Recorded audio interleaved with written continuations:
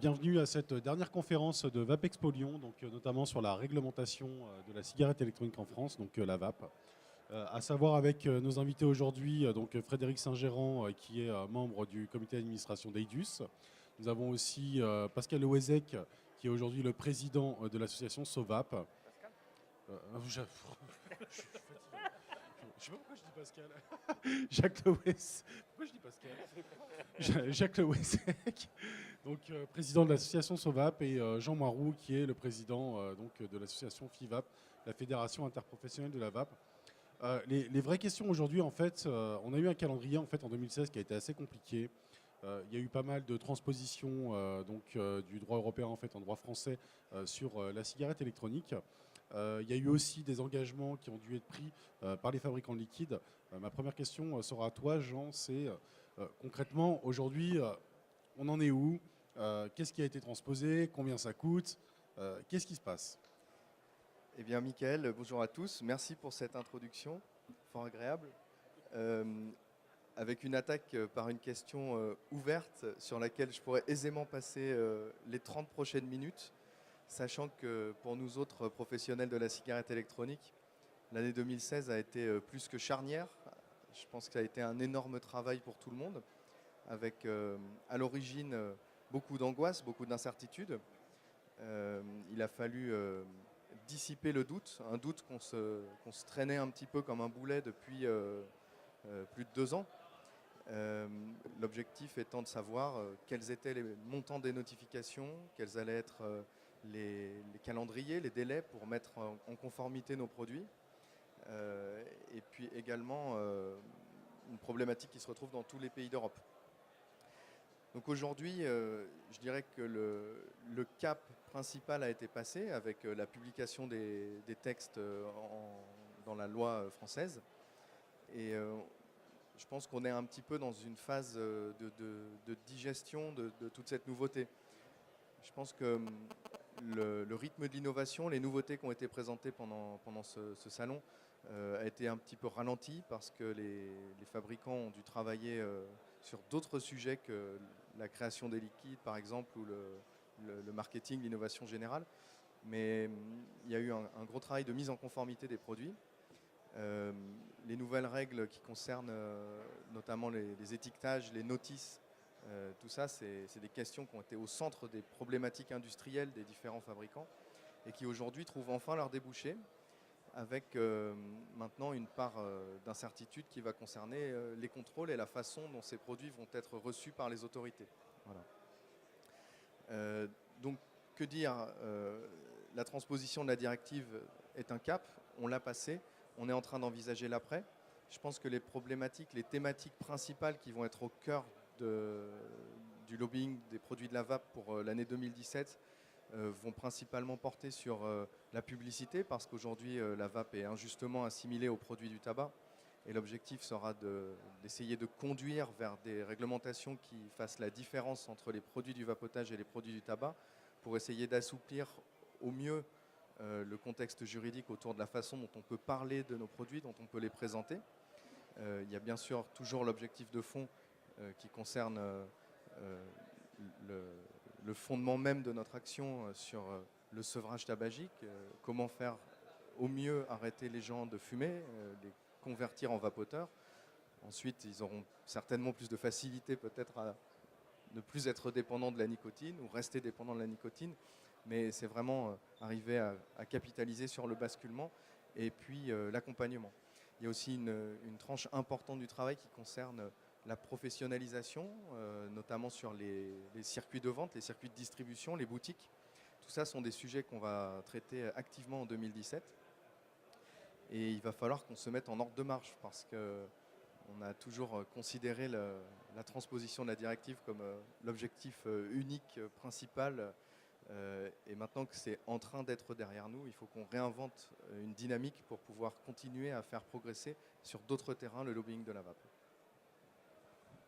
De ton côté, Jacques, avec SOVAP, SOVAP qui a un engagement bien particulier, qui se retrouve en fait un petit peu au milieu de tout ça, un peu le médiateur, j'ai envie de dire, si on peut regarder les choses de manière objective. Quel est l'engagement en fait aujourd'hui de SOVAP, et comment SOVAP réagit en fait à cette réglementation, à cette application? L'engagement de Sovap, il est toujours le même, hein. C'était le but du premier sommet qui a donné naissance à Sovap était d'ouvrir le dialogue, de faire en sorte que les différents protagonistes, les différents acteurs, au lieu de parler chacun dans leur coin, soient réunis au moment du sommet d'abord pour échanger et pour trouver des terrains d'entente, moyens d'avancer tous ensemble et de faire en sorte que la VAP puisse émerger dans les conditions les meilleures possibles malgré cette directive à transposer. Le but de SOVAP, c'est de maintenir ce dialogue, d'où ce second sommet qui est dans une semaine, lundi prochain. Qui a d'ailleurs un succès, il a été autofinancé. Tout à fait, qui a été une fois de plus entièrement autofinancé par les citoyens, ce qui est un message fort. Hein. C'est aussi, alors je suis toujours un peu de souci de demander aux vapoteurs de fouiller dans le fond de leur poche, mais ça nous donne aussi du coup une image importante parce que ça veut dire que ce sont les citoyens qui demandent aux autorités, qui demandent à l'administration de venir s'expliquer et de venir expliquer pourquoi ils ont pris telle mesure ou autre. Et puis, bien évidemment, la cerise sur le gâteau du premier sommet, ça a été la création de ce groupe de travail au ministère de la Santé. D'ailleurs, ce soir, je vais partir un petit peu rapidement à la fin de cette conférence parce que nous avons une réunion avec la DGS ce soir à Paris. Et donc, comme toujours, bien évidemment, c'est un rythme qui est administratif avec des réticences, avec du temps qui est dilué. On aimerait tous que ça aille plus vite, mais voilà, au moins on a obtenu ça. On a obtenu le fait qu'il y ait un dialogue qui soit établi, que toutes les parties prenantes soient présentes et qu'on essaye d'avancer dans le meilleur sens possible. Nous, notre principal focus, si je puis dire, c'est tout ce qui tourne autour de la propagande, etc., de faire en sorte que cette menace d'une amende de 100 000 euros ne pèse pas sur les épaules d'un citoyen qui s'exprime sur Facebook, d'un professionnel de santé, d'un scientifique, de n'importe qui peut faire l'éloge, en quelque sorte, de la VAP pour permettre de réduire le nombre de fumeurs en France. Mais dans ce groupe, voilà, la FIVAP est là aussi pour défendre ses propres intérêts qui convergent bien évidemment avec aussi ceux de l'EDUS qui, eux, s'occupent des vapoteurs en tant que tels. Nous, on est là un petit peu aussi pour faire le lien de tout ça et apporter la caution scientifique, médicale, de réduction du risque. Les associations, puisque SOVAP s'est clairement positionné comme une association de réduction du risque et travaille la main dans la main avec Fédération Addiction, avec SOS Addiction, avec le RESPAD, Tabac et Liberté, etc. Des associations qui prônent réellement la réduction du risque, quoi. Et malheureusement, c'est un domaine dans l'arrêt du tabac qu'on n'a pas pris en compte suffisamment. Et c'est un des seuls domaines dans les addictions où on avait encore cette obsession de l'abstinence absolue. Non, si on veut avancer, si on veut réduire considérablement le nombre de fumeurs en France, il faut aussi accepter que des gens aient besoin de consommer la nicotine sous une autre forme, une forme moins dangereuse, mais qui n'est pas forcément d'arrêter toute consommation. Aïdus, sur le problème de la consommation, la transposition de la réglementation, j'imagine que côté consommateur, on n'est pas content. C'est évident. Quel est votre sentiment comment Aïdus, en fait, vous avez réagi une fois que cette loi a été transposée en fait en droit français? Quels ont été les impacts sur la consommation? Est-ce que vous avez du recul déjà dessus sur les quelques mois qui ont pu passer en fait vis-à-vis de ces applications? Le recul, on a un tout petit peu maintenant, assez faiblement. On fréquente les boutiques à titre personnel, chacun de notre côté. Et on voit que la transposition en France, tout au moins, est une des plus light d'Europe, je dirais. Ça, faut le souligner quand même. En France, on a cette chance-là, si on peut parler de chance à ce niveau-là. On a un impact quand même assez réduit par rapport à d'autres pays, comme la Belgique notamment, qui ont pris cher. Au niveau consommateur, l'impact a été quand même relativement modéré. Donc, effectivement, les 30 millilitres, ça a posé beaucoup de problèmes à beaucoup de gens. Mais globalement, on s'aperçoit que les fabricants, et notamment français, ont bien travaillé.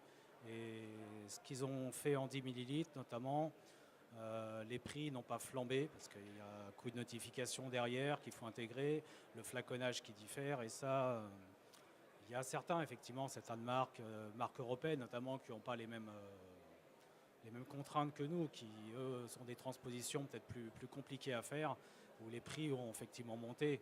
Au niveau consommateur, globalement, on s'en tire bien, on va dire. Justement, sur le sujet un peu plus économique, Jean, 2016, comment tu pourrais résumer 2016 et comment tu pourrais résumer les 3 derniers mois de 2017, en fait, vis-à-vis du mois sans tabac, de cette application de la réglementation? Est-ce que les gens ont complètement fui les vape shops, finalement, ou est-ce que plutôt les primo-accédants, en fait, ont commencé à pousser la porte? Moi, je crois que la vape est dans une dynamique qui n'est pas du tout en train de s'arrêter. On s'en aperçoit aujourd'hui, on s'en aperçoit en discutant autour de nous, quand on est en boutique.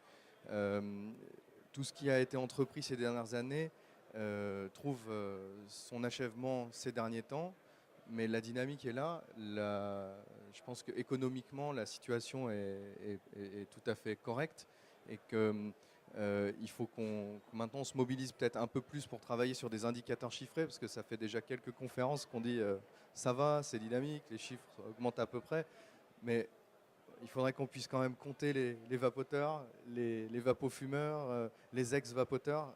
Donc ça va faire partie aussi des chantiers et des innovations qu'on va devoir mettre en place tous ensemble, je crois, en 2017, parce que ça commence à faire défaut, des chiffres solides. Donc, mais sinon, oui, ça va bien. Si je prends l'exemple de mon entreprise, je n'ai pas de vision particulière sur les comptes parce qu'on n'a pas cette façon de gérer, c'est un peu critiquable, mais c'est comme ça. Mais en tout cas, ce que je peux vous dire, c'est qu'on a beaucoup travaillé. Les 3 derniers mois, ils sont un peu flous. Voilà, c'est un peu évanescent parce qu'on n'a pas arrêté de s'agiter, de chercher des solutions. On cherche pas les problèmes, on résout les problèmes. Et puis, dès qu'on a eu fini avec les solutions de conformité françaises dont on était à peu près satisfait, il a fallu rempiler sur les solutions de conformité belges, allemandes, italiennes et maintenant grecques, parce que les pays d'Europe transposent à des rythmes un peu différents. J'ai discuté par exemple tout à l'heure avec notre confrère espagnol. Ils sont vraiment dans le dur. Ils sont comme la France il y a 6-8 mois en train de transposer, de négocier avec le ministère de la Santé espagnol pour pouvoir essayer d'impacter un petit peu les détails de la transposition. Ce qui est bien parce que nous avons déjà un corpus de textes, une réflexion juridique a été menée par le ministère français qu'on a aussi pu un peu influencer et qui sert de caution pour les autres pays d'Europe. C'est-à-dire qu'il est tout à fait possible pour, imaginons la FIVAP espagnole, de s'inspirer de ce qui a été fait en France en disant ce qui est fait en France est solide, c'est juridiquement solide, vous pouvez vous en inspirer. Ça permet d'avoir une option un petit peu meilleure que si on avait eu une transposition exacte, comme c'est le cas en Belgique. De ton côté, Jacques, avec Sovap, on voit l'intervention scientifique. On essaye d'avoir un maximum de données en fait, pour rendre un petit peu ces lettres de noblesse à la vape. Comment vous, de votre côté, vous arrivez à montrer aux autorités ou à montrer aux associations en fait, différentes, les associations donc, de lutte contre le tabac, que la vape c'est un formidable outil et que la vape doit être utilisée en fait, dans le cadre de la défense de la santé publique versus le tabac. Comment vous arrivez à faire ça? Parce que c'est un peu particulier, c'est un produit, on n'a pas le droit d'en parler en termes de sevrage. Comment vous gérez ça? Je pense qu'on a la chance d'avoir quand même beaucoup d'études scientifiques maintenant qui aident bien. il y a aussi la parole des médecins, des tabacologues qui sont confrontés maintenant à la vape depuis quelques années et qui finalement, quelque part, l'utilisent, sont rassurés. Il y a des barrières qui tombent comme ça, et même au niveau gouvernemental, je veux dire, des organismes comme l'OFDT qui fait des évaluations des ventes de cigarettes, etc., suit un petit peu, pas suffisamment et pas de façon suffisamment détaillée ce qui se passe dans la vape. Mais voilà, ils ont des rapports, ils ont des choses comme ça qui les rassurent. En particulier, tout ce qui concerne les fameuses questions sur chez les jeunes, oui, mais qu'est-ce qui va se passer? Est-ce que ça ne va pas inciter les jeunes, etc. Bon, même les données françaises ont rassuré les autorités de ce côté-là. Ce sont ces chiffres. Et effectivement, je pense que de la même manière qu'on a des chiffres, des indicateurs tabac qui sont publiés tous les mois par l'OFDT, qui ne sont pas forcément parfaits non plus, qui peuvent être améliorés. Le baromètre santé devrait être considérablement amélioré, puisque quand on voit l'Angleterre, par exemple, qui fait l'équivalent de notre baromètre tous les mois, alors que le nôtre, pour l'instant, c'est tous les 5 ans, avec une promesse de la nouvelle agence de santé publique de passer à un baromètre annuel. Voilà. On n'a pas cette culture en France de l'épidémiologie, des chiffres, d'aller enquêter dans le public pour savoir, pour suivre les choses. Il y a une cohorte qui a été entamée l'an dernier, qui donnera effectivement des choses intéressantes, mais probablement pas avant 3 ou 4 ans, parce qu'il faut accumuler les données pour voir les choses bouger.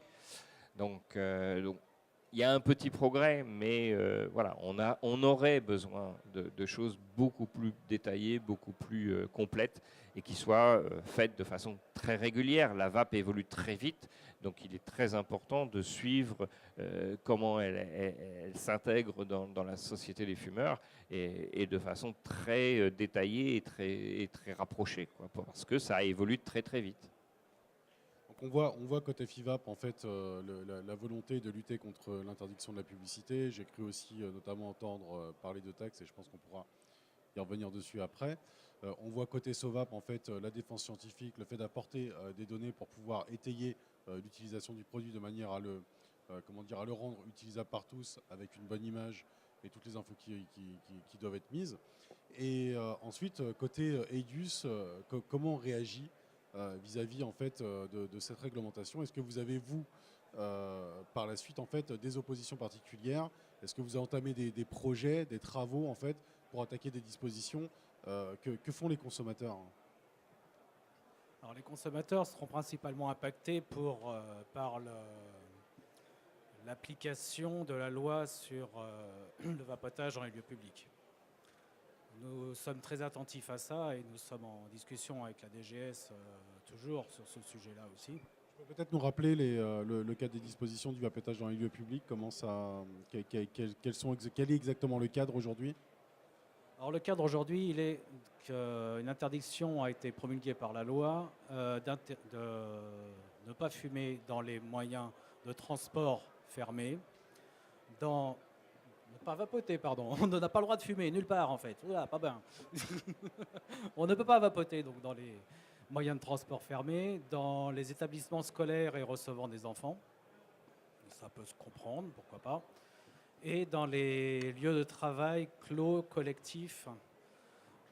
Et c'est ce sujet-là principalement sur lequel nous sommes très attentifs, parce que tout le monde sait qu'un fumeur en phase de sevrage par le vapotage a besoin de consommer et ne peut pas se permettre d'attendre de faire une pause d'1 heure, de redescendre avec les fumeurs et d'être confronté à la cigarette fumée, quoi. L'impact il sera évident et immédiat, il se remettra à fumer de toute façon. Donc nous sommes très attentifs à ça, à voir l'application réelle de ce décret. Et ça marche comment? C'est un règlement intérieur? Alors pour l'instant, la vape est un produit de consommation, considéré comme un produit de consommation courante. est réglementé par effectivement le règlement intérieur édicté par le CE ou le chef d'établissement. Donc, comme je le disais tout à l'heure, en fait, j'ai cru entendre ou j'ai cru savoir qu'une taxe pesait à l'Europe sur justement les produits de la vape, qu'il y avait des discussions et des déplacements en fait au sein de la FIVAP justement à Bruxelles pour pouvoir discuter de tout ça. Tu peux peut-être nous éclairer un petit peu plus sur le contexte, pourquoi, comment? Oui, alors c'est un des sujets qu'on doit traiter intensément en 2017-2018 jusqu'à 2020, 22, 25. Donc déjà, les produits de la vape sont taxés en France. C'est déjà le cas. Les produits du vapotage contenant de la nicotine sont taxés en France. Les coûts de notification qui concrétisent la mise sur le marché d'un produit et les coûts de maintien afférents qui sont annualisés, donc qui s'additionnent au début et qui ensuite on ne paye plus que les coûts annuels, sont une taxe. Déjà, il y a une taxe. Elle est variable selon les pays d'Europe. Ce n'est pas l'objectif initial de l'Europe. Pourtant, on en est arrivé là, du simple au triple selon les pays. Il y a des pays où c'est extrêmement discriminant, où c'est très cher. Il y a des pays où c'est un peu moins cher. C'est une taxe. Mais ça ne suffit pas. Ça ne suffit pas parce qu'à l'échelon européen, disons que les énergies qui s'y conjuguent permettent de contourner un petit peu le contexte local, les citoyens, la politique des États. Donc ça, c'est un nouveau front auquel on fait face avec un projet de taxation potentielle de la vape établi à Bruxelles. Mais ces taxes, s'il devait y avoir taxes, c'est quoi comme taxe? Ça sert à quoi? Ah bah ça, on ne sait pas. Parce qu'aujourd'hui, on sait que les notifications en fait, qu'on va payer auprès de l'ANSES servent à financer un organisme en fait, de contrôle qui va effectivement vérifier les données avec des personnes qui ont été embauchées, donc on sait à quoi ça sert. Mais ça vient d'où cette taxe? Là, ça c'est encore extrêmement flou. On est dans une lutte de pouvoir, dans une lutte d'influence. C'est un petit peu machiavélique, mais c'est concret, c'est comme ça à l'UE. Et pour le coup, on a par exemple les sociétés du tabac qui aimeraient peut-être bien voir les produits du vapotage taxés avec des arguments qui ressemblent à maintenant que tous les États membres ont transposé la directive européenne de façon un peu différente, on ne s'y retrouve pas. Donc nous, on propose quelque chose de super pertinent. On va taxer les produits du vapotage de la même manière dans tous les pays d'Europe. Comme ça, on va apporter une unité à la réglementation sur les produits de la vape. Voilà, c'est un peu stupide, c'est ubuesque, hein, mais nous, on fait face à ça. Il y a eu des premières réunions qui ont été conduites là-dessus. Des réunions qui sont extrêmement préliminaires, préparatoires, avec des suggestions qui sont portées par l'industrie du tabac, des contre-suggestions qui sont portées par les professionnels du vapotage un peu fédérés à l'échelle européenne et qui disent bah non, c'est un outil de santé publique, bien sûr que non, il ne faut pas le taxer. Depuis 3 ans, vous avez foutu le bordel partout avec cette réglementation disproportionnée qu'on a bien du mal à appliquer et qui rend les produits un petit peu plus complexes et flous auprès des consommateurs. Il est temps de s'arrêter. Voilà où on en est. Et donc ça, c'est des horizons qui sont à 4, 5, voire 8 ans. Donc on s'enracine là-dedans, on est présent. Les professionnels de tous les pays d'Europe sont en train de se fédérer. Donc tous les pays n'ont pas une fédération aussi solide que la FIVAP. Donc on est un petit peu leader sur le sujet. On a créé une fédération europééenne qui fédère les fédérations, ce qui permet d'aller collectivement apporter plus de moyens face à ce genre de l'ECIV. Voilà, les CIV. Les CIV, on a lancé le projet aux côtés des Anglais de l'IBVTA. Et voilà, on a eu une réunion, je dirais, emblématique il y a quelques semaines. Et on va probablement avoir une fédération européenne qui aura les moyens et qui sera présente à l'échelle communautaire. Voilà, donc maintenant qu'on est un petit peu plus tranquille en France et dans les différents pays d'Europe, on peut se permettre de s'unir à l'échelle européenne pour faire avancer nos dossiers. Un côté un peu plus politique sur SOVAP. SOVAP, avec le dernier sommet de la VAP, en fait, a permis de sensibiliser l'administration française en fait, à l'utilisation du vapotage dans le cadre de la lutte pour la santé publique contre le tabac. C'est quoi les objectifs de SOVAP demain vis-à-vis de la Direction Générale de la Santé? Quand je dis politique, c'est qu'aujourd'hui, on a une direction générale en fait, qui comporte des dirigeants. Les élections arrivent. Comment vous pensez gérer ça? Comment vous souhaitez vous intégrer en fait, dans cet écosystème en fait, finalement est un peu obscure de la santé? C'est un petit peu on va dire le fil rouge, le fil conducteur du sommet dans une semaine, qu'on a voulu très politique, qu'on a avancé volontairement sur le calendrier par rapport à l'an dernier, où on avait fait ce sommet en mai. Tu peux nous rappeler les dates du sommet de la VAP? Le sommet, c'est lundi prochain, le 20 mars, au Conservatoire national des arts et métiers à Paris, donc de 9h à 17h30.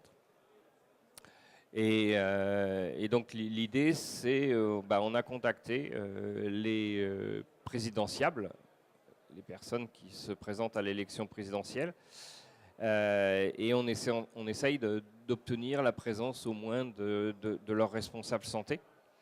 Alors c'est pas gagné, on a quelques contacts, ça va encore continuer à se négocier cette semaine, je pense.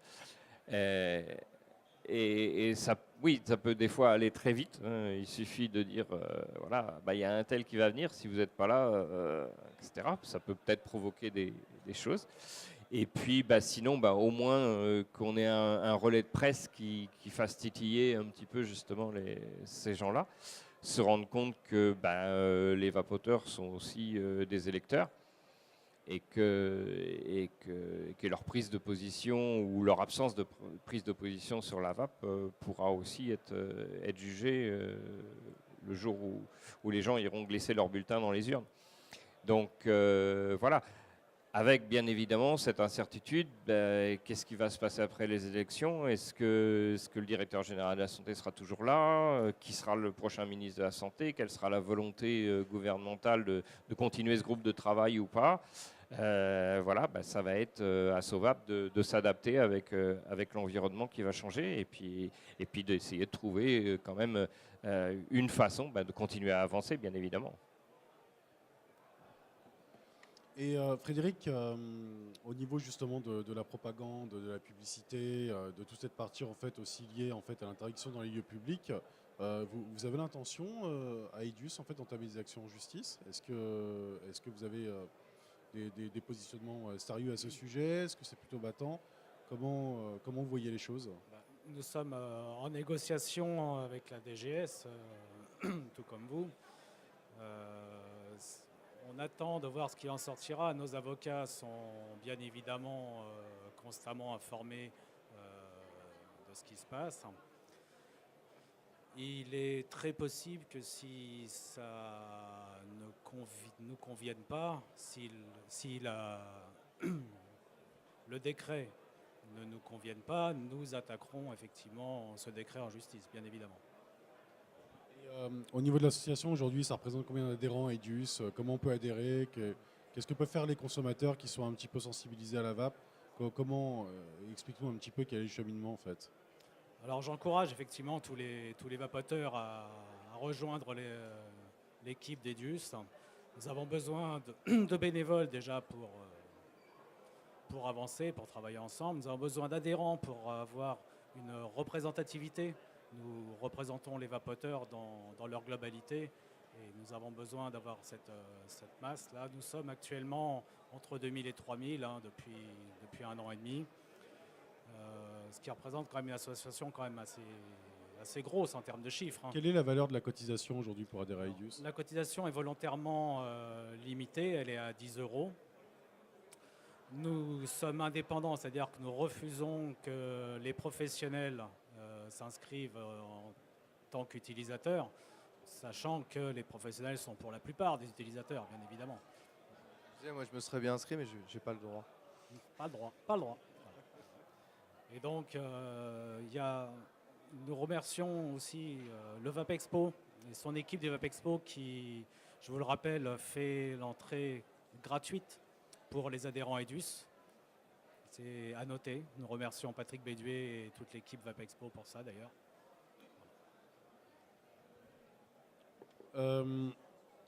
Justement, on entendait la taxe, on entendait aussi la publicité. Quels sont un peu les objectifs de la FIVAP en fait à l'orée 2017, hormis ces enjeux? Est-ce que vous avez des sujets particuliers sur lesquels vous travaillez d'une manière un peu plus large? Comment on adhère aussi à la FIVAP? Qu'est-ce que représente la FIVAP? C'est combien d'adhérents? C'est combien de personnes si tu peux un petit peu plus nous éclairer en fait. La FIVAP représente les professionnels de la cigarette électronique en France, pluridisciplinaires, donc autant les fabricants d'e-liquide que les grossistes, les boutiques, les réseaux de boutiques. Nous sommes voilà, à peu près 400 adhérents, ça en fait une fédération représentative qui a en tout cas des moyens pour fonctionner, qui sont assurés par ses adhérents aussi. La cotisation est basée sur le nombre de salariés dans l'entreprise, elle est très variable, ça peut aller de quelques dizaines d'euros par mois pour une boutique physique à quelques milliers d'euros pour les plus importants acteurs. Ça ne veut pas dire qu'on roule sur l'or, hein. On essaye de dépenser cet argent le mieux possible pour financer alors, les actions de lobbying, hein.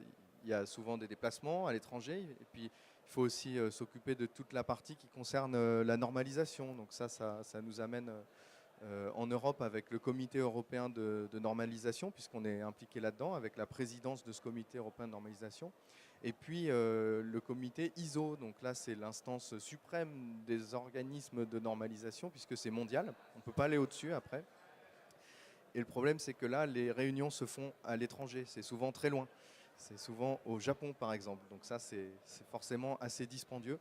Mais pour l'instant, voilà, je dirais qu'on est assez solide. On essaye de conserver un esprit pionnier. Il y a, je dirais, la passion qui nous anime toujours avec les membres du bureau. Et ça ne va pas s'arrêter de sitôt. Disons qu'on est toujours en train d'évoluer, de se structurer. Il y a une partie qu'on ne voit pas, c'est sur la vie je dirais la vie de l'association, hein, vous devez le savoir. Mais il faut que tout le monde puisse s'entendre, exprimer sa voix. Donc ça, ce sont des évolutions qui ne seront pas perceptibles et qui vont se faire de façon assez marquée en 2017. Et puis voilà, sinon on est là pour défendre les produits du vapotage avec passion et les emplois, et les filières, et l'innovation. On a des choses magnifiques en France, des initiatives scientifiques, médicales qui commencent à avoir un rayonnement mondial. Ça c'est une grande fierté, on a des entreprises pionnières du secteur dans le monde et on compte bien les protéger, les accompagner. Comment on adhère à Sovap? Est-ce que Sovap, tout le monde peut y adhérer? Comment on finance? Comment on peut aider aujourd'hui votre association en fait, à pouvoir continuer à sortir de terre, à pouvoir organiser des nouveaux événements? Il me semble que la participation en fait, avait l'air un petit peu compliquée parce qu'il y a beaucoup de gens qui aimeraient participer à la vie de votre association, mais s'ils sont professionnels, il y a apparemment des conflits d'intérêts. Est-ce que tu peux nous en dire un peu plus Alors déjà, la SOVAP n'est pas basée sur le principe des membres, parce que justement, voilà, on ne recherche pas spécialement à avoir des membres, mais à avoir une activité. Pour l'instant, on est trop jeune pour de toute façon envisager ça. On y a pensé. Je pense qu'on aura probablement dans le futur ce qu'on va appeler des membres actifs, donc des gens qui seront membres, mais en étant chargés d'actions particulières dans certains domaines, quand on aura un peu mûri, quand on aura aussi un peu de fonds de roulement qui nous permettront d'envisager d'autres actions, entre autres, par exemple, de disséminer un petit peu partout en France. Pour l'instant, on n'en est pas du tout là. Et tout ce qu'on cherche pour l'instant, c'est avoir un minimum de fonds de roulement qui nous permettent justement de vivre. Donc, il y a possibilité de donner des dons, aussi bien ponctuels que mensuels, etc., qui, en allant sur Sovap, on peut choisir la hauteur du don qu'on veut. Ça peut être très modeste, ça peut être plus important. Mais effectivement, là aussi, un petit peu dans l'état d'esprit de l'EDUS, de façon à garder une indépendance, parce qu'on est dans un milieu où si on dit « Ah bah oui, mais Sovap roule pour la FIVAP, les professionnels, etc. » ça ne peut pas se faire. On n'aurait plus d'impact.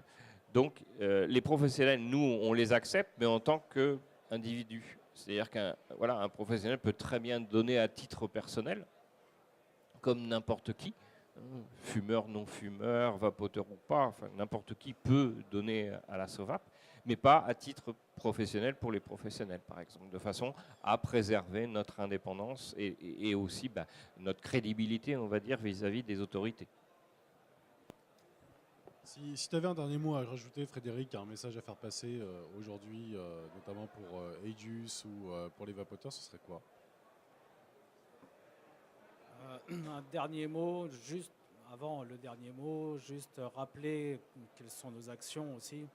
Nous sommes, tout comme la FIVAP, impactés et impliqués dans la réglementation AFNOR, CEN et ISO. Nous siégeons pour la première fois cette année au comité de coordination du PNRT. Ça, c'est important. C'est quoi le PNRT? Le PNRT, c'est le plan national de réduction du tabagisme, qui a été dans la loi, enfin, le PNRT donc indiqué par Marisol Touraine en 2014 de mémoire. Donc nous avons un siège à ce comité cette année. Donc nous avons des actions qui sont effectivement pas forcément visibles des vapoteurs et sans quoi c'est un peu malheureux. Effectivement, on ne peut pas communiquer sur beaucoup de choses. Et donc j'encourage quand même, donc, pour un dernier mot, les vapoteurs à venir à l'EDUS. Oui, Jacques. Je voudrais rajouter un petit mot parce que y a une association qui travaille avec nous mais qui n'est pas là. C'est la VAP du Cœur que nous avons réussi à intégrer un petit peu au dialogue justement. La VAP du Cœur qui a besoin. Quoi, la VAP du Cœur? La VAP du Cœur, eh bien, la VAP du Cœur, sur le même principe que les Restos du Cœur, eh bien, elle aide les fumeurs qui sont sans ressources ou à très faibles ressources à se mettre à la vape, grâce en particulier aux dons des professionnels, mais aussi des particuliers, qui leur permet de pouvoir équiper une personne qui a peu de moyens. En gros, je suis non imposable, je suis au RSA, je suis en galère, Voilà. je fume des clopes. Eh bien, on va t'offrir une box, une cigarette électronique avec le kit de départ, le matériel, du liquide, et puis tu pourras continuer à avoir du liquide. C'est sous condition de ressources, bien évidemment. Donc, si quelqu'un qui est au RSA retrouve un emploi, redevient actif, etc., bien évidemment, ça ne fonctionne plus. Mais c'est une association dont il faut parler, qui a la chance aussi justement d'être pris très au sérieux par les professionnels de santé. Ils interviennent dans des XAPA, dans des centres d'addiction, ils interviennent partout où il y a des gens précaires. Ils se positionnent comment vis-à-vis du gouvernement? C'est une association reconnue? Ils sont en train de demander, on a poussé pour cela, ils sont en train de demander une reconnaissance publique de façon à ce que s'il y a des gens qui font des dons, ils puissent récupérer une partie de ces dons, défiscaliser ces dons. Mais ce dont surtout a besoin la VAP du Cœur, c'est de bénévoles. Ils ont surtout en ce moment besoin de moyens humains, d'avoir des relais en région, parce que c'est focalisé sur les endroits où il y a quelques membres actifs qui bougent. Mais ça serait très bien que il y ait des membres actifs un peu partout, bénévoles, qui puissent relayer ce que fait la VAP du Cœur, qui est vraiment, vraiment quelque chose d'extraordinaire. Concernant Sovap, si tu avais un dernier mot justement sur Sovap, qu'est-ce que tu pourrais dire aujourd'hui aux personnes qui sont présentes, aux personnes qui vont regarder la vidéo qui va être rediffusée? Un dernier mot, moi je pense que je suis heureux d'être avec Sovap dans ce paysage-là, d'apporter un élément de plus, une unité de plus pour défendre tous ensemble la VAP. Et puis j'espère qu'on va pouvoir avoir une visibilité, faire en sorte de faire respecter la VAP au niveau des autorités, au niveau des associations anti-tabac, etc. Et vraiment placer la VAP dans ce cadre de la réduction du risque et de faire en sorte que surtout la VAP reste la plus libre possible, puisque 80% des fumeurs sont hors parcours médical pour arrêter de fumer. Donc il faut que ça reste comme ça, ce qui n'empêche pas les professionnels de santé de s'y intéresser, de l'utiliser de leur côté. Il y aura toujours des fumeurs qui auront besoin aussi de ce parcours-là, d'avoir un soutien. Sovap va clairement défendre la liberté de la VAP. Prochaine échéance, le 20 mars, le sommet de la VAP. Dans une semaine, nous y serons. Jean, si tu avais un dernier mot à ajouter sur la FIVAP, sur vos engagements, ce serait quoi? Qu'est-ce que tu as envie de dire? Mais moi, je peux que rebondir sur ce que Jacques vient de dire. La vape doit rester libre parce que c'est cette liberté qui la rend attractive. Pour la première fois dans l'histoire de la lutte contre le tabac, on a un système qui permet aux gens de se saisir de leur sevrage, créer leur propre stratégie pour arrêter de fumer des cigarettes tout en se faisant plaisir avec des goûts qui sont drôles, qui sont moins drôles, mais en tout cas qui sont comme ils les choisissent. Pour ça, il faut qu'il y ait de la variété, il faut que ça soit beau, il faut que ça soit de qualité, il faut que les gens puissent avoir toutes les possibilités que leur offre l'innovation technique et la passion des gens qui sont derrière. Et par les gens qui sont derrière, j'entends bien évidemment les miens, les fabricants, mais aussi les professionnels de santé, les scientifiques, les usagers qui sont impliqués sur le sujet. Et ça, il faut qu'on puisse être là aujourd'hui, il faut qu'on puisse être là demain et pour très longtemps. Il faut qu'on se défende, il ne faut pas qu'on laisse ce produit unique, cette innovation de rupture, se voir dégradé, se voir limité dans ses possibilités technologiques par des énergies, des forces qui seraient mal intentionnées. Et par mal intentionnées, on peut imaginer de grandes industries qui ont des monopoles sur des produits qui tuent beaucoup de gens ou qui endorment beaucoup de gens, par exemple. Je vous laisse faire la traduction. Mais nous, il faut qu'on soit là. Alors, on est nouveau, on est petit, on a les crocs, mais en même temps, on porte avec nous la possibilité pour des millions de personnes dans le monde de gagner des années de vie. C'est quand même super. Et ça, voilà, je crois qu'il faut entretenir cette flamme et cette force-là. Ça passe par toutes les innovations et les organisations qu'on vient de citer. J'espère qu'on sera très nombreux lundi, que ça sera un beau succès parce que le premier sommet de la VAP a vraiment été une charnière, un tournant dans notre action. Hein. C'est la première fois qu'on a réussi à fédérer un petit peu le personnel politique autour de la question du vapotage et qui nous ont tendu une oreille attentive. Et à partir de ça, on a pu créer des choses. C'est une situation française. Dans d'autres pays d'Europe, ce n'est pas aussi bien. On espère que ce qui est arrivé en France va leur donner des idées. Et je suis vraiment curieux et assez excité à l'idée de voir comment ça va se passer lundi, parce que vu l'impact du précédent sommet de la VAP, j'ai bon espoir qu'on puisse à nouveau construire des choses qui vont aller dans le très très bon sens pour 2017. Eh bien, merci Frédéric, merci Jacques, merci Jean. Et puis on clôture donc cette dernière conférence de VapExpo Lyon. Et merci à VapExpo Lyon de nous avoir accueillis, d'avoir accueilli donc tous ces intervenants pour pouvoir encore défendre et militer pour la vape et lutter contre le tabac. Merci à tous.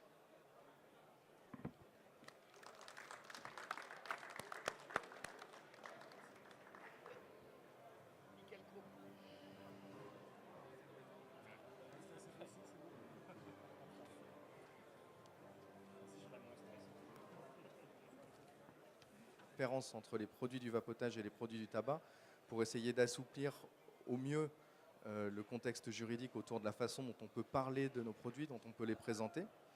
Il y a bien sûr toujours l'objectif de fond qui concerne le fondement même de notre action sur le sevrage tabagique, comment faire au mieux arrêter les gens de fumer, les convertir en vapoteurs.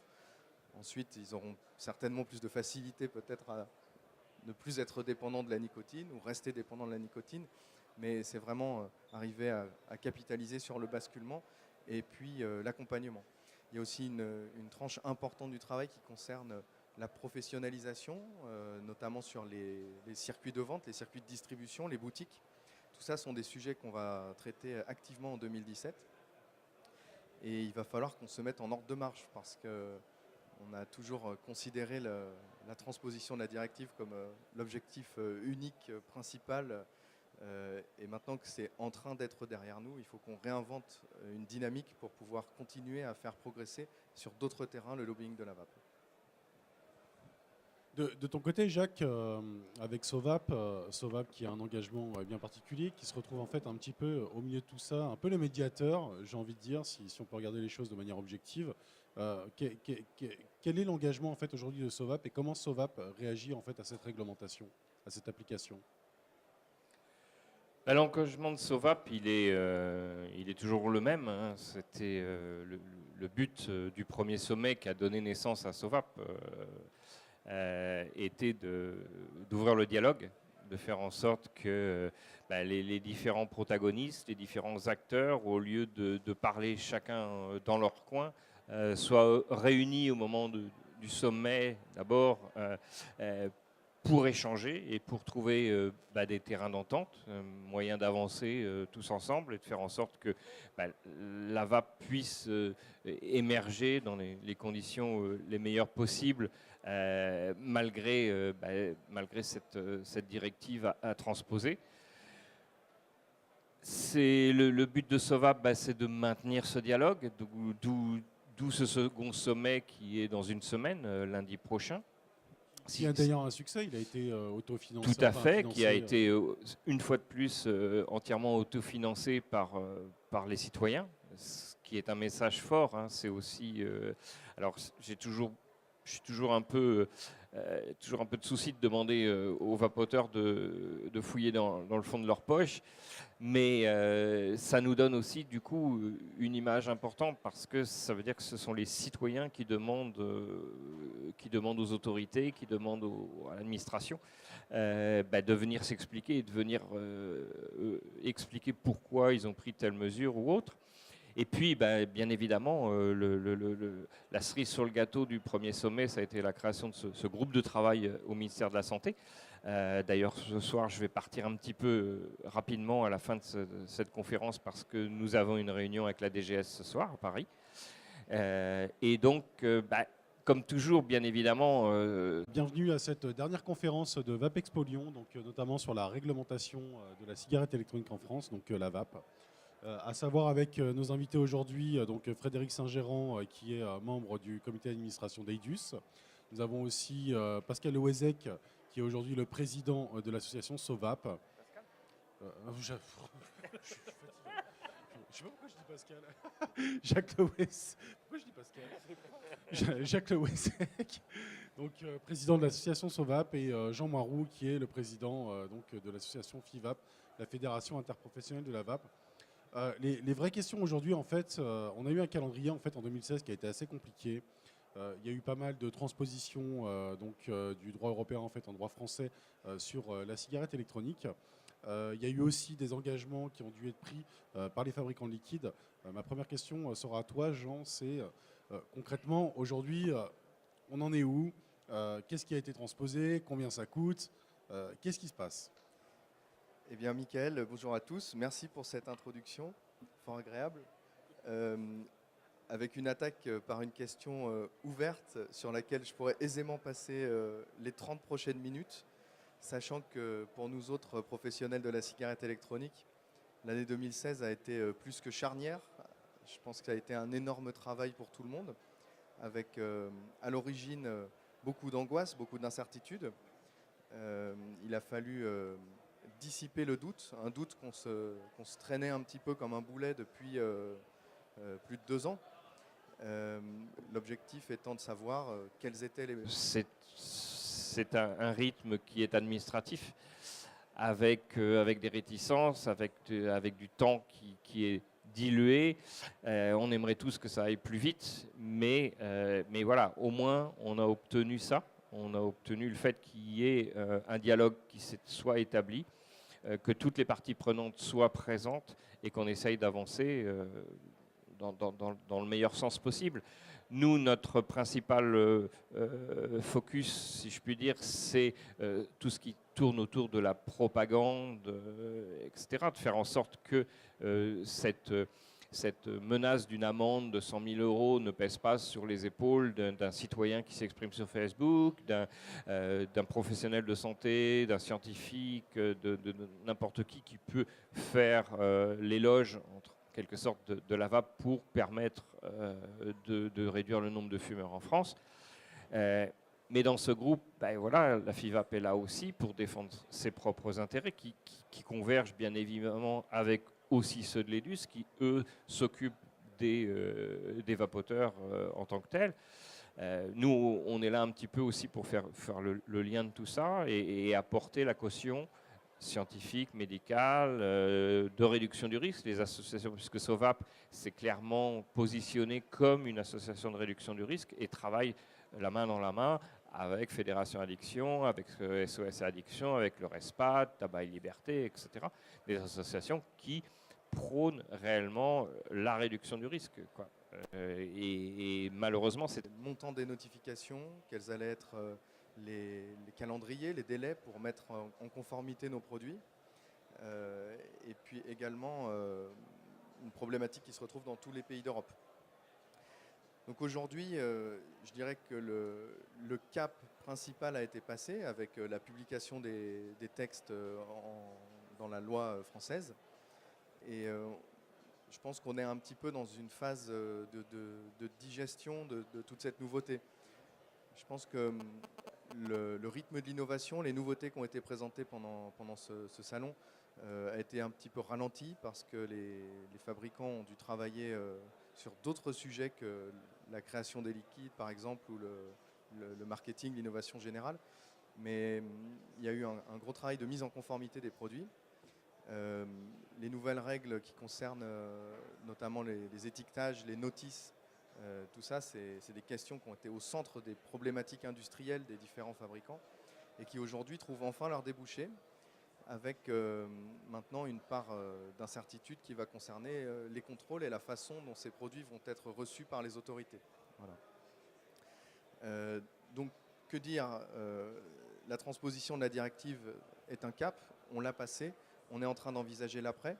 Je pense que les problématiques, les thématiques principales qui vont être au cœur du lobbying des produits de la vape pour l'année 2017 vont principalement porter sur la publicité, parce qu'aujourd'hui la vape est injustement assimilée aux produits du tabac.